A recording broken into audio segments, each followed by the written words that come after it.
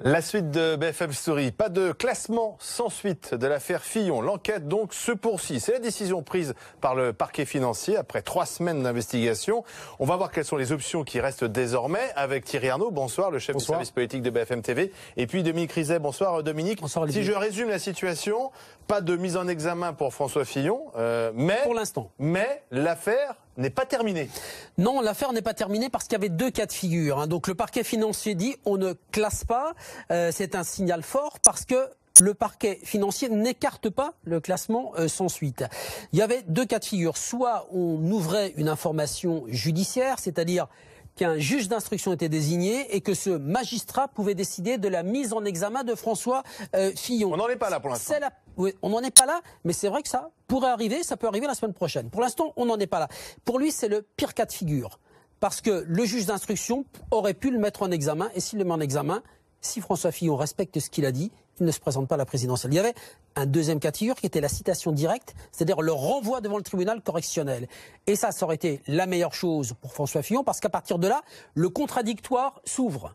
Et ses avocats peuvent faire des demandes d'actes et gagner du temps. Et à partir du moment où ils gagnent du temps, on dépasse la fameuse date du premier tour des élections présidentielles. Oui, mais alors, Thierry Arnaud, ce qu'on comprend pas très bien, c'est que le parquet a voulu aller très vite. Rappelons que c'est la procureure du parquet national financier qui est aux manettes, Éliane Houlette, a voulu aller très vite, hein, en 3 semaines. On a entendu tout le monde. Et puis là, finalement, on nous dit, c'est pas terminé, on a besoin d'investiguer davantage avant de prendre une décision.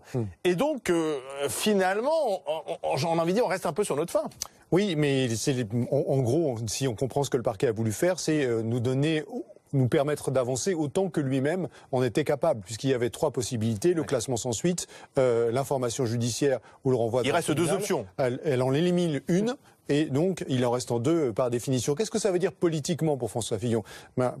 Pour François Fillon, en gros, chaque jour passé, et a fortiori chaque semaine passée, où il peut rester candidat parce que la justice ne l'empêche pas, c'est une forme de victoire pour lui. Deuxièmement, est-ce que c'est une surprise pour François Fillon? Non, évidemment. Qu'est-ce qu'il fait depuis une dizaine de jours maintenant avec sa conférence de presse, avec celle de ses avocats, avec les communiqués de ses avocats? Il cherche à décrédibiliser, à la fois juridiquement, ça c'est le travail des avocats, et politiquement, les poursuites dont il fait l'objet. Et s'il a entamé cette initiative depuis une dizaine de jours maintenant, c'est évidemment qu'il a compris que le classement sans suite était a priori pas l'hypothèse qui allait être avérée. Mais et ça se confirme. Ça veut dire quand même qu'une mise en examen est toujours probable avant l'échéance électorale, même si ça semble difficile dans les délais impartis, parce que pour qu'il y ait mise en examen, il faut qu'un juge soit nommé, que ce juge décide ensuite de mettre en examen. Ça peut aller très vite. Ça peut aller très vite. Ça peut aller très vite. C'est-à-dire que là, on nous dit, on refuse de classer sans suite, ou en tout cas, on ne classe pas sans suite. La procureure de la République financière, la PRF, on dit comme ça. La PRF, Éliane Houlette, peut dire voilà, ouverture d'une information la semaine prochaine, désignation d'un juge. Si c'est un magistrat du pôle financier, ça en sera un qui sait travailler vite. La mise en examen, elle peut être très rapide. Mais encore une fois, la mise en examen, c'est la pire chose. D'accord. Pour François Fillon. Il a fait cette promesse, sauf à, pour reprendre ou rebondir sur ce que disait Thierry à l'instant, dire voilà, on ne reconnaît pas, comme le disent ses avocats, la compétence du parquet financier. Ce n'est pas une mise en examen qui tient la route selon mes avocats, donc je me présente quand même, malgré ma mise en examen. Thierry l'a très bien dit, il y a 2 choses. Il y a la riposte politique et la riposte juridique. Je vous propose d'écouter les avocats de Fillon qui ont réaffirmé aujourd'hui que le parquet, selon eux, n'était pas compétent. C'est maître Antonin Lévy et Pierre Cornu-Gentil. Ils disent en fait que l'enquête se déroule en violation des règles de compétence du parquet, qui ne respecterait pas le principe de la séparation des pouvoirs. On écoute. L'enquête va, semble-t-il, se poursuivre. Nous espérons qu'elle se poursuivra enfin, dans la légalité d'abord, dans la sérénité ensuite, et que nous n'aurons pas à déplorer, comme ces dernières semaines, des fuites intolérables qui viennent polluer le débat, qui viennent alimenter cette machine médiatique totalement folle et qui viennent surtout polluer le débat démocratique à la veille de la grande élection présidentielle qui s'annonce. qu'on ne comprend pas, Dominique Rizet, c'est qu'on avait l'impression que l'enquête était terminée puisque le rapport de la police avait été transmis à Éliane Houlette, le procureur du parquet national financier, que finalement le couple Fillon a été entendu, les enfants Fillon ont été entendus. Tout à l'heure, je serai avec l'avocat de Marie Fillon, les proches, le député suppléant. Qu'est-ce qui reste encore à trouver? Non, pour l'instant, c'est un rapport d'étape.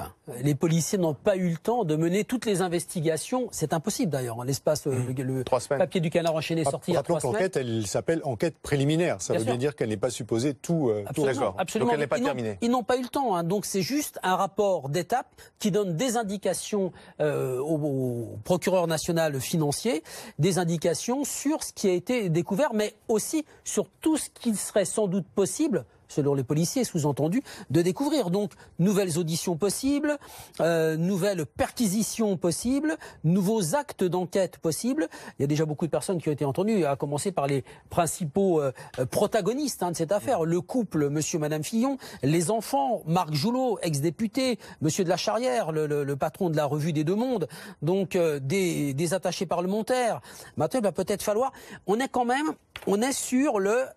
Madame Fillon a-t-elle fait le job? A-t-elle travaillé? Donc, pour savoir ça et pour avoir une réponse à ça, il faut aller sur le terrain, voir des gens qui vont de nouveau être convoqués, Pénélope Fillon? Bien sûr, on peut. Il pourrait y avoir des confrontations organisées. Bien sûr, des confrontations avec des gens sur le terrain qui pourraient dire, par exemple, eh ben oui, on la voyait souvent à tel endroit, et elle peut aussi être en représentation pour son mari. Le travail d'attaché parlementaire, c'est pas simplement de remplir des rapports, ça peut être faire de la représentation pour remplacer ou son mari ou Marc Joulot. Donc on va essayer de trouver des gens qui diront, oui, elle était bien là, tel jour à telle heure. On va même chercher des photos, des photographies qui pourraient établir sa présence à un endroit où elle a fait un boulot d'attaché parlementaire. Si on fait un peu de politique fiction, peut-on imaginer un François Fillon?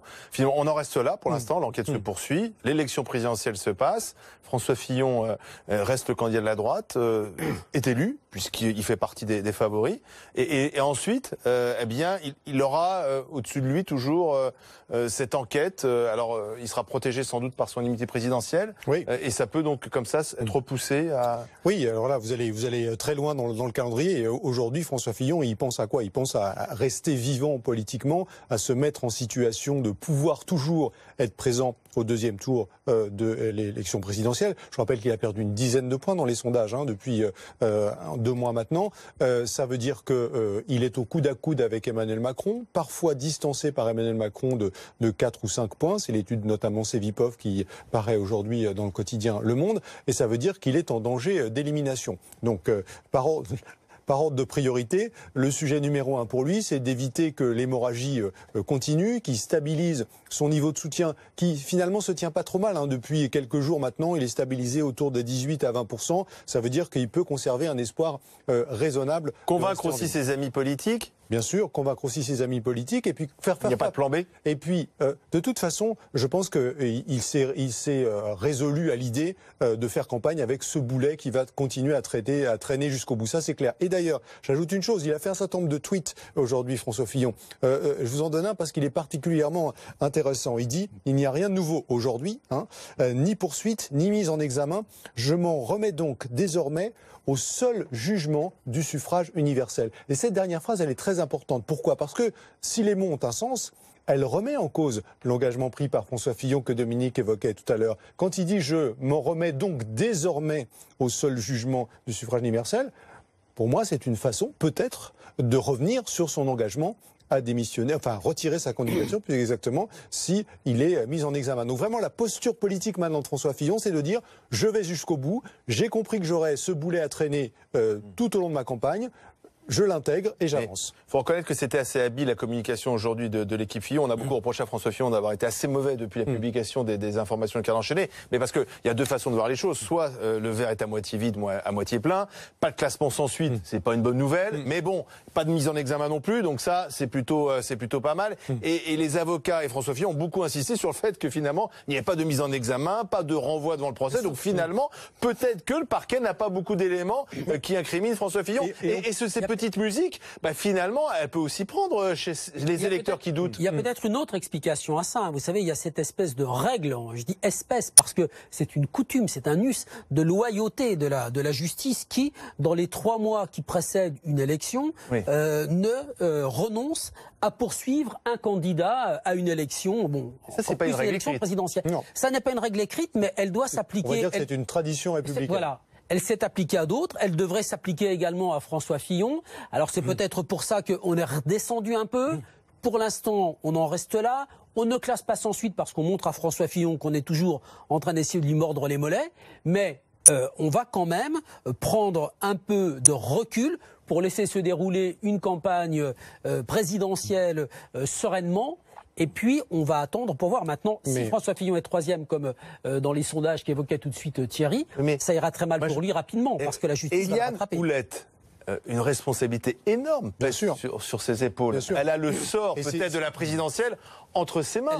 Et peut-être que cette décision, ou cette non-décision, parce que pour certains c'est une non-décision, ce qu'a dit aujourd'hui le parquet, à savoir on continue à investiguer, on ne sait pas encore, mais peut-être elle n'a pas envie d'être celle qui va désigner indirectement le prochain président de la République. Une façon, et on est vraiment dans le registre de l'interprétation, mais une façon d'interpréter la publication aujourd'hui, c'est précisément de dire que son raisonnement à elle, c'est peut-être de dire que la façon la plus honnête, en tout cas la meilleure manière de peser le moins possible sur la campagne présidentielle, c'est exercer une forme de transparence sur là où on en est dans le processus de décision.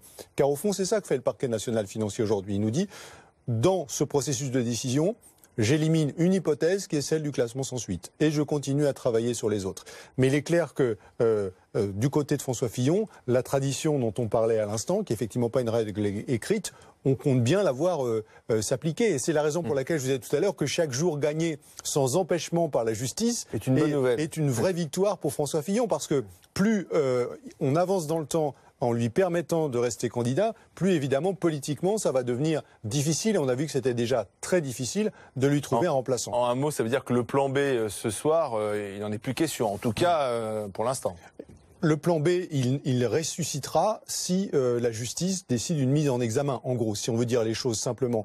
Mais pour l'instant, on n'est pas sur cette hypothèse. On va faire le gros dos en espérant que rien ne se passera. Alors on parle beaucoup du 17 mars, Olivier. C'est la date. Il faut expliquer. C'est quoi le 17 mars? Le 17 mars, c'est la date de clôture des candidatures qui sont annoncées officiellement quelques jours plus tard. Mais il faut ajouter que dès la semaine prochaine, on va commencer à formellement déposer les parrainages. Donc on rentre déjà dans une zone qui est politiquement très délicate. C'est-à-dire que c'est quand même délicat de mettre en examen un candidat qui est engagé dans la campagne présidentielle et qui commence à déposer ses parrainages auprès du Conseil constitutionnel. Autrement dit, si à la fin de la semaine prochaine, François Fillon n'a pas été mis en examen et si la justice n'a pas franchi une nouvelle étape, lui, d'un point de vue politique, aura franchi une étape très importante. François Fillon peut être décisive. Et voilà. Puis rappelons quand même que tout ça est très nouveau parce que le parquet, ça a été créé en 2014. Seulement, c'est récent. Après l'affaire Cahuzac, c'est aussi le caractère exceptionnel de ce que nous vivons en ce moment. Merci Dominique Rizet, merci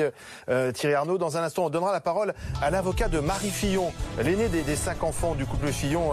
Le Canard, souvenez-vous, affirmait que Marie Fillon avait été également rémunérée comme assistante parlementaire de son père, alors sénateur. Elle a été entendue par la justice. Ce sera intéressant d'entendre la réaction de l'avocat. Et puis maintenant la reconquête du terrain, parce que François Fillon veut reconquérir le terrain, reconvaincre peut-être les électeurs qu'il est encore dans la course. Et c'est pas ça, on en parlera avec les spécialistes de la politique.